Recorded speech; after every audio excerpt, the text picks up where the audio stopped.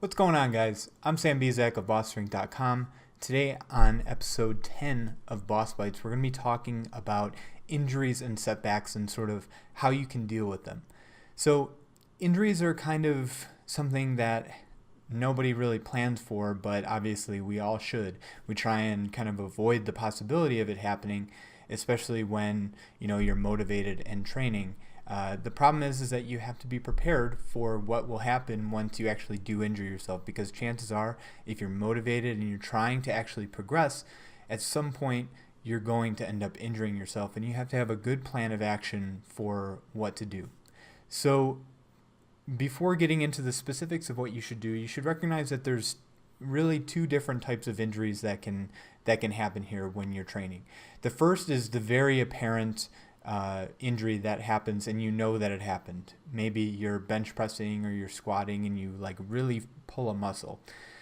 So that situation is a little bit different from the next scenario that I'm going to talk about. But typically when you're training and you injure yourself like this, I always recommend that you try and stop immediately or move on to a different muscle group. The worst thing, and I'm only saying this because of personal experience and something that I've done before, if you notice something is wrong and you feel as though you've potentially injured yourself, the worst thing that you can do is try to push through it. The fact of the matter is that one workout is not going to make or break your progress or set you back, significantly. But if you injure yourself and continue to train and potentially injure yourself further, that could end up being a really meaningful injury down the road, something that sticks around for quite a long time.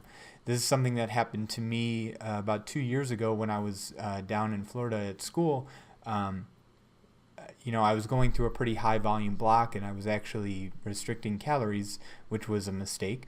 But I had a slight tear in the tendon right here from the pec muscle, and I felt the shooting pain immediately when it happened, and I tried to ignore it simply because at the time I was very motivated and I was actually making progress that I wanted to see.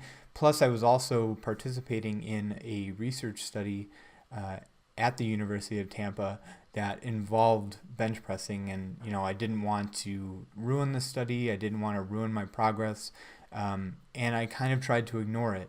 And I took a little bit of time off and tried to let it heal, and then I jumped back into things way too quickly, re-injured myself, and set myself back a couple of months. So first and foremost, if you're in the gym and you injure yourself, the worst thing that you can do is to continue to train at least specifically that muscle group. If you're doing a chest day and you have a whole chest day plan out and you injure yourself on the first set, the best thing that you can do is just, adjust your training program to accommodate. Don't try and push through stuff just for the hell of it, because it's a terrible idea and you could end up injuring yourself even further. So that's my stance on what to do immediately if you injure yourself in the gym. The second one is kind of an injury that shows up out of nowhere. You get through a training, like through a workout, and then you get home and you're starting to feel a little bit sore, and then the next day it feels like you've really injured yourself. And recently this is something that happened to me. Had a pretty big chest workout, and I've had some rotator cuff issues in the past, but during the workout I had no pain whatsoever, no lack of range of motion, and then the next day my shoulder was just killing me. I could barely lift it past parallel, and it was kind of threw me for a loop. But things like that can happen, these injuries that don't manifest themselves until a day or 2 days after you've trained. And in that situation, the best thing that you can do is, give yourself some time. Give yourself some time specifically from training with exercises that will directly work the injured area. So for me, like right now, I've had to shift my entire training so that I'm primarily working on, back, core, and legs, which isn't a big deal because training legs is my biggest priority pretty much all the time. So reducing the amount that I'm, pressing and using my arms and chest for those types of movements, limiting those right now is not a big deal at all. But that's like the most important part. You have to remember that what you should do is make sure that you train around your injury. And I'm saying this specifically for people who are, just starting out and haven't necessarily experienced an injury, especially at a time in which you're motivated to actually progress. So that's the top two things that you can do if you happen to injure yourself. First, take some time away from specifically training those muscles and give yourself some time to recover.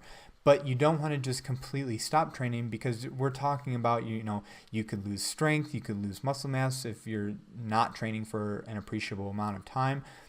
Plus you can also kind of lose that momentum and that motivation to continue training.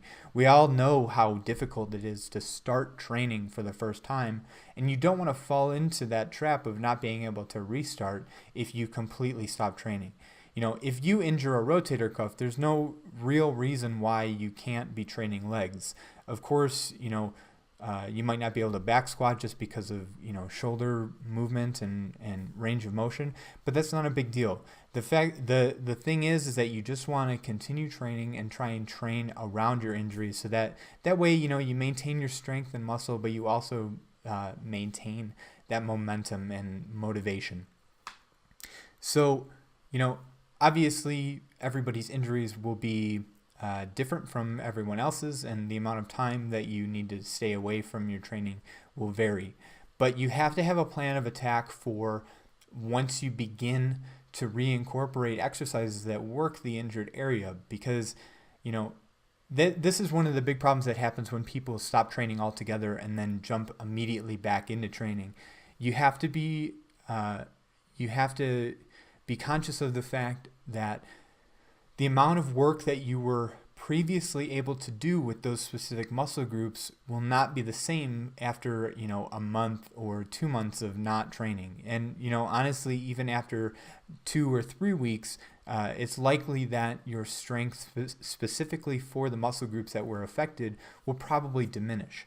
And this is really important to keep in the back of your mind, because you don't want to jump back into such a high volume of training, or using a ton of weight that you're not acclimated to after a couple weeks. And, if you do that, you really risk injuring yourself. This is like a prime opportunity for you to injure yourself, because you're motivated, you're excited to get back under the bar. And, a lot of us have this immediate idea of you get this burst of motivation, oh, I haven't trained chest in so long. I'm going to go in, I'm going to kill it today. It's going to be great. I'm going to get a sick pump, and then you end up, pulling another muscle, and now you're set back even longer.